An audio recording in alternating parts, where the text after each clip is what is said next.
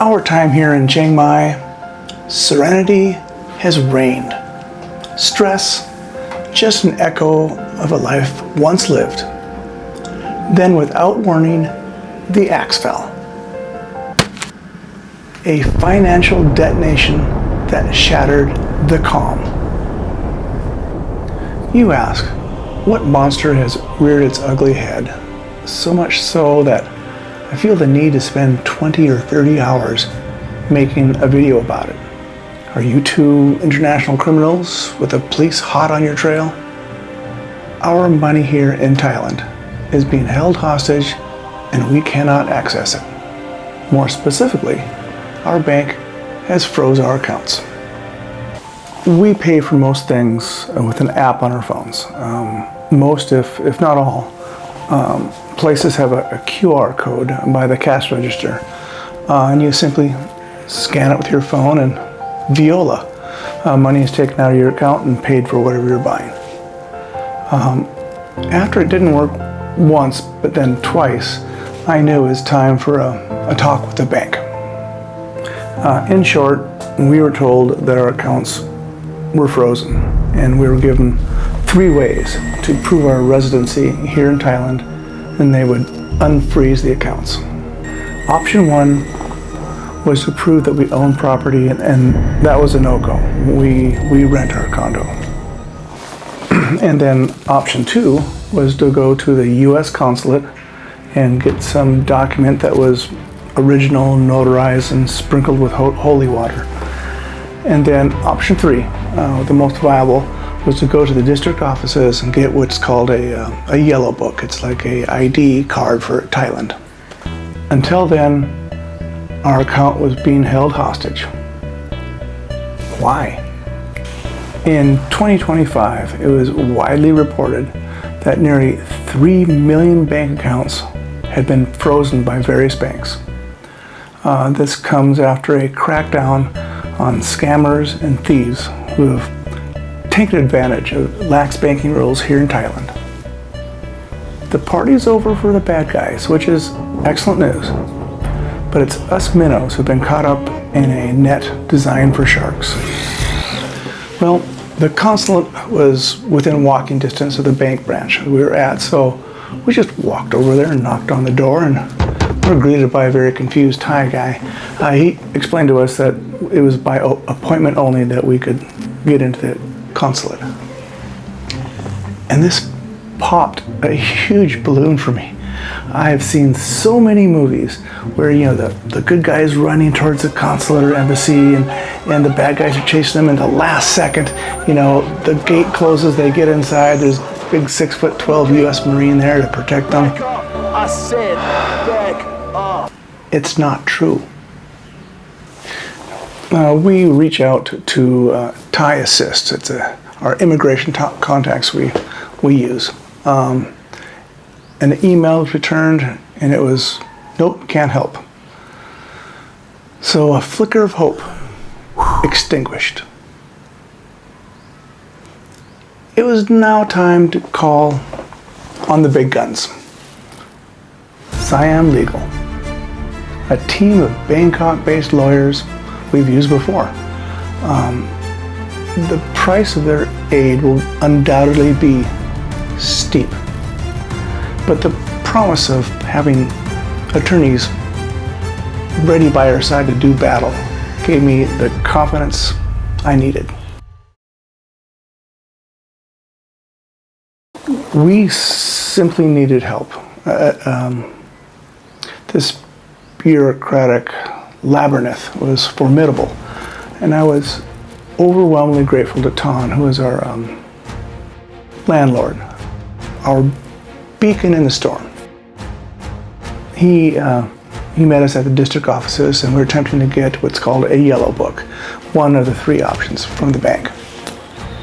The seemingly rapid-fire conversation in Thai between the manager and Ton was way above my language skills.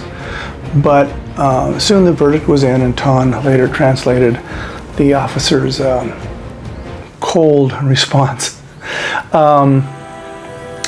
We were not the first people that our bank had sent her way, and she said her patience had worn thin. No yellow book for us. There was some arbitrary rule that prevented us from getting a yellow book until we renew our visa in about 5 months. But the officer was helpful. This was not a mean-spirited thing, but she dismissed our plight as a moot point. Actually, moot point. Sorry, a moot point is a point a cow would make, and who would listen to that? Anyway, she offered a new path. She says, just go to immigration and get your residency certificate. And this bolstered my research on this whole subject. That really was the gold standard I had read everywhere to do what we needed to do. So Ton, bless his heart, drove us straight away to the immigration offices.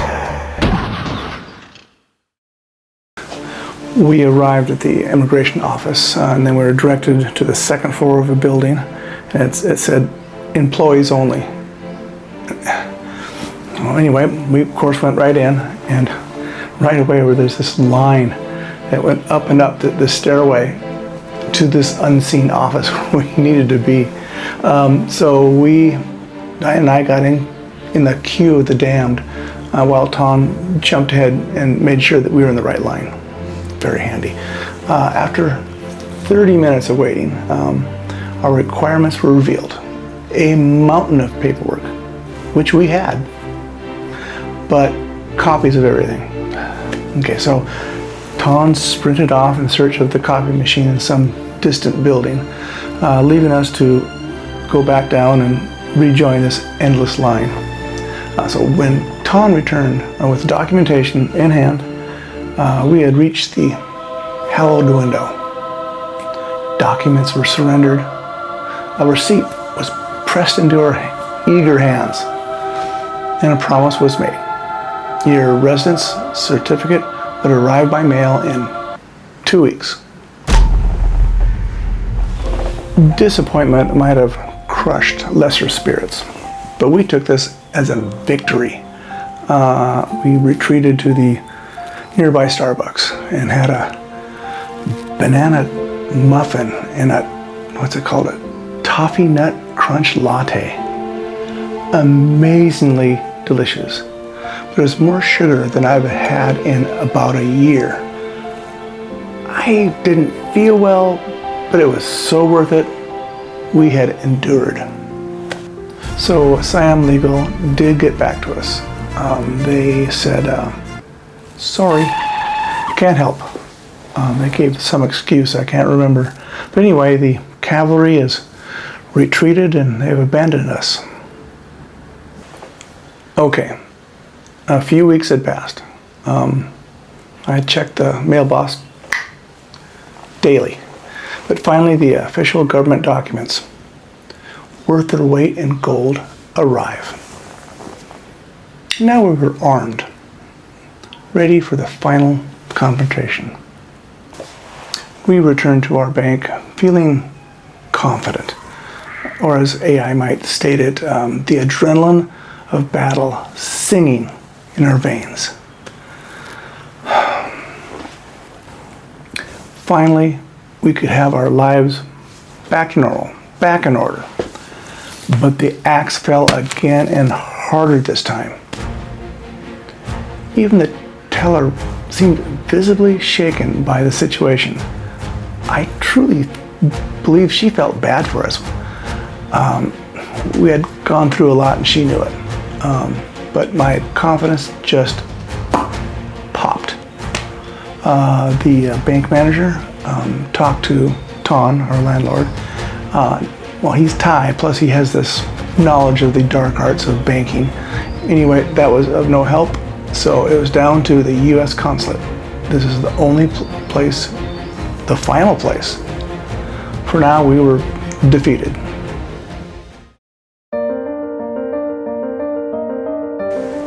The next morning, we just strolled into a competing bank, Capricorn Bank, our new frontier of hope. I'll give them the plug.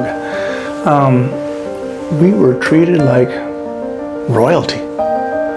It got to the point I thought they were going to offer us tea. I would adore a good cup of English tea. Oh, wouldn't we all? Within 2 minutes of talking to the smiling, friendly teller, I knew it was going our way. Soon we were gleefully skipping out the doors, owners of 2 brand new bank accounts. Our chains, not just broken, but shattered. We are planning on keeping the original bank because they are the only bank in Thailand that actually accepts direct deposits from the U.S. Treasury, and this is going to be handy in future tax issues. And we still have an appointment with the U.S. consulate in 2 weeks, and the final chapter to this financial war has yet to be written. Our last hope was pinned on the United States consulate. With the U.S. flag waving in the wind, then one step over the threshold, I am legally on U.S. soil for the first time in over 2 years.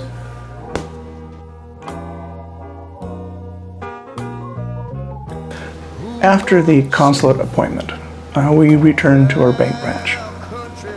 But this time armed with notarized copies of our passports from the U.S. State Department.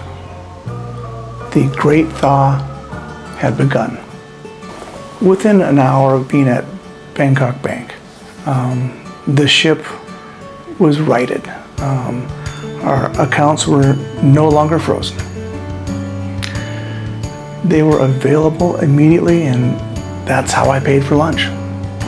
But during that final hour of that month-long plus ordeal, we submitted paperwork that required 72 signatures between the two of us. I counted. I'm not exaggerating. 72. We live in a sort of paradise. Our worries are few, and the people are kind, the weather's sunny, the food, whether it's local or international, pizza in that category, is the best in the world. In Thailand, we've never had it so good, even with the banking issue that we had just survived.